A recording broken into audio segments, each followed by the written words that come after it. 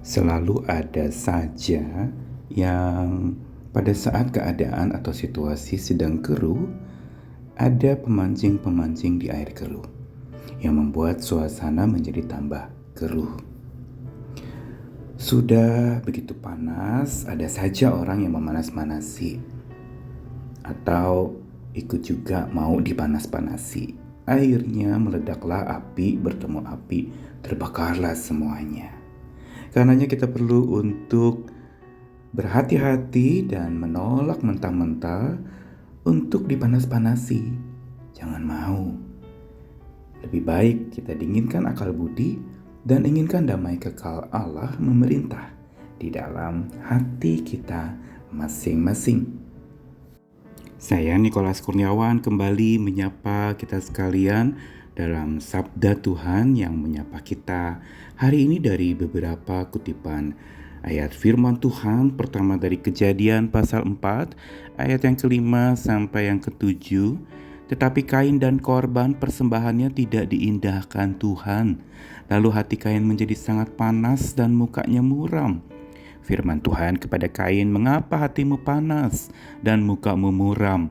Apakah mukamu tidak akan berseri jika engkau berbuat baik? Tapi jika engkau tidak berbuat baik, dosa sudah mengintip di depan pintu. Ia sangat menggoda engkau, tetapi engkau harus berkuasa atasnya." Lalu satu bagian lagi dari Kitab Mazmur pasal yang ke-37 ayat yang ke-7 sampai ke-9. "Berdiam dirilah di hadapan Tuhan dan nantikanlah Dia. Jangan marah karena orang yang berhasil dalam hidupnya, karena orang yang melakukan tipu daya. Berhentilah marah dan tinggalkanlah panas hati itu. Jangan marah, itu hanya membawa kepada kejahatan. Sebab orang-orang yang berbuat jahat akan dilenyapkan, tetapi orang-orang yang menanti-nantikan Tuhan akan mewarisi negeri." Dan satu ayat lagi dari Yakobus pasal 1 ayat yang ke-19 sampai 20. "Setiap orang hendaklah cepat untuk mendengar, lambat untuk berkata-kata, dan lambat untuk marah, sebab amarah manusia tidak mengerjakan kebenaran di hadapan Allah."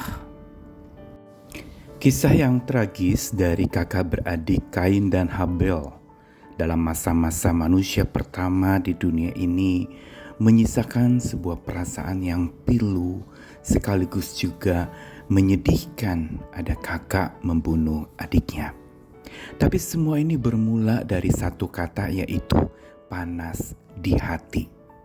Itu yang dialami oleh Kain. Dia panas karena iri hati. Sebenarnya Tuhan ingatkan, engkau bisa menguasai panas hatimu itu. Tapi kalau tidak, maka dosa mengintip, dikatakan demikian, dan engkau akan tergoda, dan itu akan menjatuhkan. Akhirnya kita lihat bagaimana Kain justru membiarkan dosa mengintip, menggodanya sampai dia dikuasai olehnya. Bukan dia yang menguasai perasaan panas hatinya itu. Dan ini satu kisah yang begitu menyedihkan karena satu kata, yaitu panas hati. Dan setiap kita juga bisa saja punya perasaan yang tersulut, menyambar seperti bensin dengan minyak, dengan api yang lalu kemudian terbakar begitu rupa karena hanya satu peletikan api yang kecil. Dan ini memang menyedihkan. Namun ini juga menjadi tanda awas bahwa setiap kita bisa jatuh kepada dosa panas hati ini. Panas yang sebenarnya kita bisa kuasai, tetapi kita memilih untuk dikuasai. Akhirnya hanguslah kita karena panas itu membakar kita. Bentuknya bisa bermacam-macam, menjadi amarah, menjadi umpatan, kecaman, kata-kata kasar, melukai, bahkan pembunuhan. Dan ini sangat tragis. Lalu kita diingatkan juga dalam bacaan tadi dari Mazmur 37 yang mengatakan untuk kita berdiam diri di hadapan Tuhan, menantikan Tuhan, jangan marah karena melihat orang yang lebih berhasil, yang melakukan tipu daya, berhentilah marah, tinggalkan panas hati, jangan marah karena itu hanya membawa kepada kejahatan. Bagian ini mau mengingatkan kepada kita bukan untuk supaya kita membiarkan saja orang melakukan tipu daya dan menginjak-injak kita. Memberi aspirasi sih oke-oke saja. Memberikan saran, menegur itu juga baik. Karena itu panggilan kita sebagai orang yang mau menyatakan kebenaran Tuhan. Keadilan harus ditegakkan, benar sekali. Tetapi jangan dengan kemarahan. Karena ini sebenarnya yang menggagalkan aspirasi kita. Dengan kemarahan, maka sebenarnya kita sedang menghancurkan sebuah kebenaran yang harusnya itu menjadi kebenaran yang memerdekakan, menjadi kebenaran yang marah-marah dan menghanguskan orang lain. Bahkan kalau sudah menyambar api itu, kita dipanas-panasi lalu ikut memanas-manasi situasi yang sudah panas menjadi tambah panas lagi. Kenapa sih kita tidak boleh marah? Sebenarnya bukan sama sekali tidak boleh marah, tapi jangan mau dikuasai oleh amarah. Amarah yang kudus adalah ketika kebenaran itu diinjak-injak, ketika orang tertindas, ditindas lagi, kita bisa marah. Tapi biar marah yang kudus, yang penuh dengan kasih justru. Marah yang mengerjakan kebenaran itu marah yang dari ilahi, dari Tuhan, yang menyebabkan kemarahan itu bisa menjadi satu buah teguran yang tegas untuk keadilan ditegakkan. Namun amarah manusia tanpa kekuatan Tuhan dan keadilan Allah tidak akan mengerjakan kebenaran apapun juga di hadapan Allah. Itu yang dicantumkan dalam surat Yakobus tadi. Dikatakan jangan cepat marah. Lambat untuk marah, sekali lagi bukan tidak boleh marah. Tapi biar amarah yang kudus yang dipenuhi Tuhan. Dan dikatakan buanglah segala sesuatu yang kotor, kejahatan yang begitu banyak, dan terimalah firman yang tertanam di dalam hati yang berkuasa selamatkan jiwa.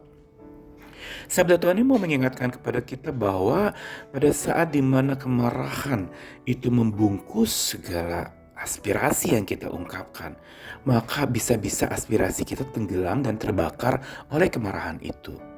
Karenanya seperti Kain, jangan mau panas hati itu kita biarkan menguasai kita.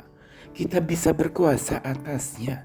Dan itu yang dikatakan di dalam kitab suci. Tuhan sudah ingatkan kepada Kain, engkau harus berkuasa atas panas hati yang menyebabkan dosa mengintip di depan pintu dan menggoda.